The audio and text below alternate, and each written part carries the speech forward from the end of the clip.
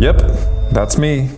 Pretty dramatic, isn't it? Well, if this is the first time we meet, I'd like you to know that this is also me. I'm a Belgian in my mid-30s, and my absolute passion in life is going out in wild landscapes, roaming them on my own power and using my own imagination, and preferably sharing it with friends. Now, all of this sadly came crashing down, like quite literally it seems, because at the beginning of September I had a climbing accident where I came down quite quickly, landed on my left foot and just felt it disintegrate. Now we went to the hospital, we rushed to the hospital, and unfortunately they identified a Lisfranc, whichever way you want to pronounce it, fracture, which means basically that the arch of my foot broke in a pretty nasty way, in a pretty nasty place, which means a very long recovery with an uncertain outcome, which has been suboptimal, not very pleasant. Now, this is not going to be a depressing video, don't worry. I just imagine that there's many people like me out there who have the same thing, and I would like to document my way back. So this video and the ones that will follow are all about setting goals, working towards them, and documenting life as it happens.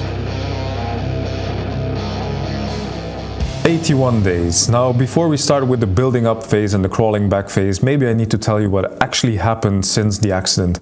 And not all of it is that happy, and it kind of surprised me as well. So as soon as the accident happened, people told me, Dieter, you're gonna need to be patient because this is gonna take a long time. And at one point, my surgeon literally told me, look, this is going to be at least a year of misery. This is what you need to count on. Now, I'm kind of stubborn. I was like, it's going to be better. We're going to make it happen quicker. I'm going to stay positive. I'm going to be, stuck at home for quite a while. I'm going to do all these things. I'm going to do photo editing, video editing. I'm going to be so productive. And this is not how it turned out. So the first week and a half, 2 weeks after the accident were just like a haze of pain and just disbelief and trying to come to grips with it and just going back and forth between like being optimistic and being absolutely desperate because it would be a long time and I literally didn't know if I was ever going to come back to my former self. And my identity is kind of really strongly built around being active and being active outdoors, and all of a sudden I had the rug pulled from under me. So when the haze of pain and just being laid up on my back with my leg up in the air, after this started to subside a little bit and I started to recover a little bit, I started to become more hopeful because I was counting down to the end of this 6-week period after which they were going to re-evaluate the situation in my foot. So I thought, okay, 6 weeks have gone by. I've spent 6 weeks in a cast. That's going to be it. We're going to start to recover. Unfortunately, this is not what happened. Photos showed that, the situation was not going the way they wanted. My surgeon basically told me, hey, I would like to fixate some bones in your foot so we can give it the best chance to heal, which basically meant I needed to go into surgery. And the surgery basically involved that they cut open the back of my foot, they opened this up, they did a vivisection, like a dissection of my foot so they could look inside, and there they saw that there was a lot of scar tissue. So the impact was quite heavy. They cut out and removed a lot of scar tissue, and then they put in a screw, fixed some of these bones together so my foot could recover in the correct position. So we started again from zero, being laid up, lots of pain to start with. Just, you can't really move, you're on your back, you're static, your leg is up in the air. As soon as you move the leg under your hip, it starts to swell, like the seams, like where they soon be back up. Always felt like it was about to be ripped apart. So a lot of time being really static, feeling really sore and sensitive, and just, back to zero. And at this point, we were in almost 2 months. So October rolled by, November came along, and I'm in Belgium, I'm in Flanders. It means like it's starting to get dark and gray and rainy. And I just faded out. This is what happened. Literally, I just like petered out.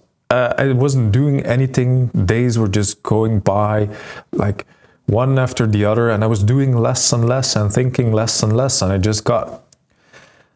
don't think I really got depressed, but I just faded. Everything just got reduced to nothing. So what this taught me, what this so important here for me is like, one, life is fragile, your body is fragile. Like until like I'm 37 years old now, I never broke any bones. I was always the sturdy kind of person that always bounced back from everything. And this time I just got reduced to nothing. And what I learned from this is that being able to move, being outdoors, being active, sports, movement is life to me. And this is so important. Just being out there, being active, being creative with my mind and my body and the environment. This is everything to me. This is life. This is happiness. And that is what I want to get back to.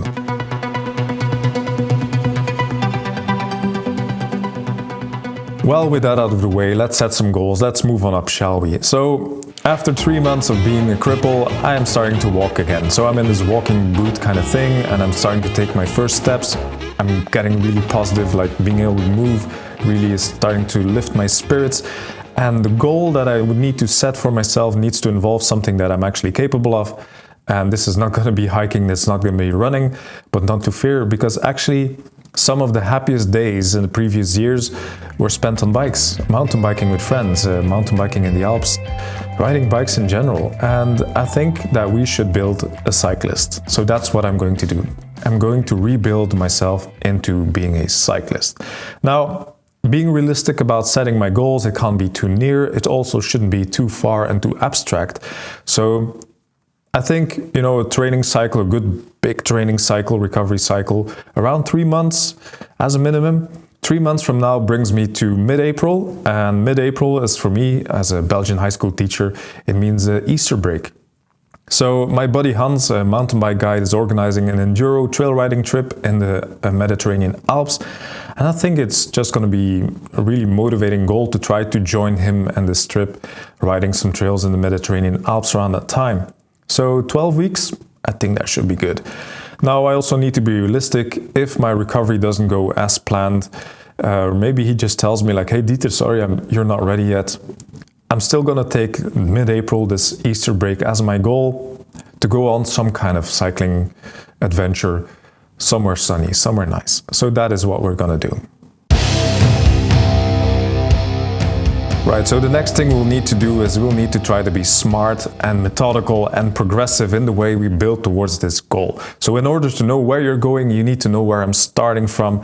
And this is why I already collected some of my biometrics. I'm not going to dive too deep into training acronyms and training numbers.